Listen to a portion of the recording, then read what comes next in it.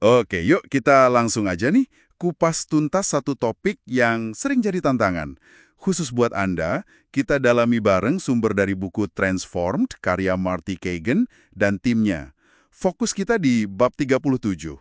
Judulnya, Keberatan dari Tim Penjualan. Ini pas banget nih kalau perusahaan lagi coba pindah ke produk operating model. Anda tahu kan, model ini intinya ngasih kekuatan ke tim produk buat pecahin masalah pelanggan. Demi hasil bisnis gitu. Bukan cuma ngerjain daftar fitur aja. Nah, misi kita hari ini, kita coba urai bareng kenapa sih tim sales sering keberatan dan gimana model ini sebetulnya malah bisa jadi teman baik mereka. Dilema klasiknya kan gini, tim sales itu kan di depan, ketemu pelanggan tiap hari. Mereka merasa paling tahu pasar dong, tapi kok rasanya masukan mereka soal produk baru sering mental ya? Kenapa gitu? Betul sekali. Ini gesekan yang umum banget dan wajar kok sebenarnya saat ada perubahan besar. Model operasi produk ini memang mengubah cara kerja lama ya, terutama hubungan antara tim sales dan tim produk. Tapi penting nih dicatat, kuncinya itu bukan buat nyingkirin peran sales, sama sekali bukan. Justru tujuannya membangun jembatan kolaborasi yang gimana ya, lebih baru dan lebih strategis sesuai prinsip-prinsip di buku itu. Oke, oke. Mari kita bedah nih. Keberatan pertama yang sering banget kita dengar dari tim sales, kayak yang dibahas juga di bab 37. Bunyinya kira-kira gini. Loh, kita ini kan yang tiap hari ngobrol sama pelanggan. Kenapa bukan kita aja yang kasih tahu tim produk apa yang harus dibuat?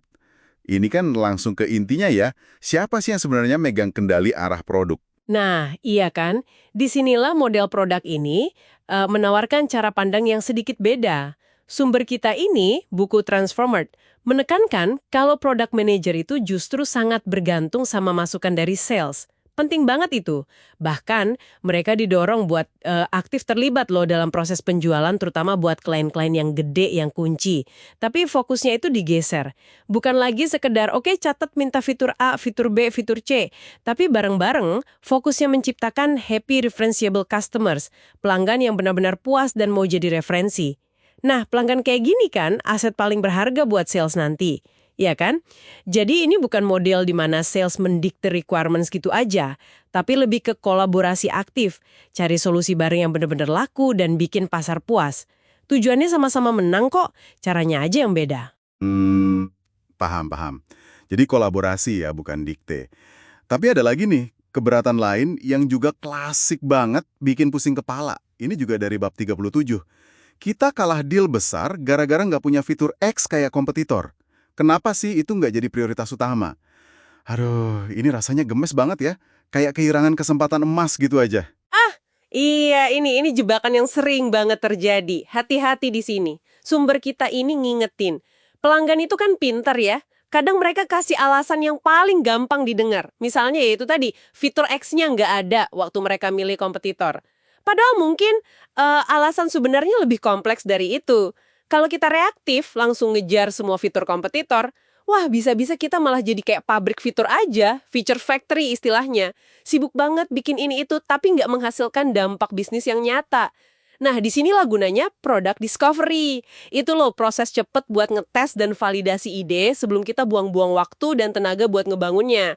Dengan fokus ke referenceable customers tadi, kita jadi bisa tahu mana sih fitur yang benar-benar penting, mana yang cuma alasan aja. Validasi dulu, baru bangun, jangan kebalik. Oke. Jadi kuncinya validasi ya, bukan cuma reaktif ngejar kompetitor. Terus gimana kalau pertanyaannya lebih strategis nih dari tim sales? Misalnya mereka tanya, oke, terus gimana caranya kita bisa bersaing lebih efektif lawan kompetitor utama kita ini? Ini kan bukan sekedar minta fitur ya, tapi minta strategi, minta amunisi. Tepat sekali. Nah, ini area kolaborasi yang wah bagus banget antara product manager dan product marketing. Buku ini juga nekenin itu. Tugas mereka bareng-bareng itu buat bedah pasar, ngerti kekuatan unik produk kita tuh apa sih sebenarnya, terus cari celah di mana kita bisa menang sekarang juga. Mungkin targetin segmen pasar yang beda atau tonjolin keunggulan yang udah ada tapi belum maksimal. Tujuannya ya buat ngasih tim sales argumen dan strategi cerdas yang bisa langsung dipakai. Bukan cuma janji nanti dibikinin fitur baru yang mungkin masih lama. Ini juga nyambung ke konsep penting. high integrity commitments, komitmen yang bisa dipegang teguh. Maksudnya, janji soal tanggal rilis fitur itu cuma boleh keluar dari tim produk termasuk engineer ya, setelah mereka yakin bisa memenuhinya. Lewat discovery dan validasi tadi, bukan karena ditekan dari mana-mana. Jadi komitmennya itu beneran, bisa diandalkan. Jadi, kalau kita coba tarik benang merahnya nih ya, dari pembahasan bab 37 ini, Betul, model operasi produk ini intinya bukan buat ngalahin atau gimana ya, mengabaikan tim penjualan, sama sekali bukan itu tujuannya. Justru sebaliknya, tujuannya itu membangun fondasi biar tim sales bisa sukses terus-menerus berkelanjutan gitu. Caranya, yaitu tadi, dengan menciptakan produk yang menghasilkan referenceable customers, pelanggan yang puas dan bangga pakai produk kita. Hubungannya jadi berubah, dari yang tadinya mungkin transaksional aja, minta fitur A, dikasih fitur A, jadi kolaborasi strategis buat menangin pasar bareng-bareng. Fokusnya jelas banget geser, dari sekedar ngirim output, yaitu fitur tadi, jadi mencapai outcomes, hasil bisnis yang nyata, kayak pelanggan puas, loyal, dan penjualan naik. menarik banget ya pergeseran fokusnya dari sekedar bikin barang jadi mencapai hasil. Nah, ini mungkin jadi bahan renungan buat Anda yang dengerin. Coba deh pikirin, langkah kecil pertama apa ya yang bisa Anda ambil buat mulai bangun jembatan?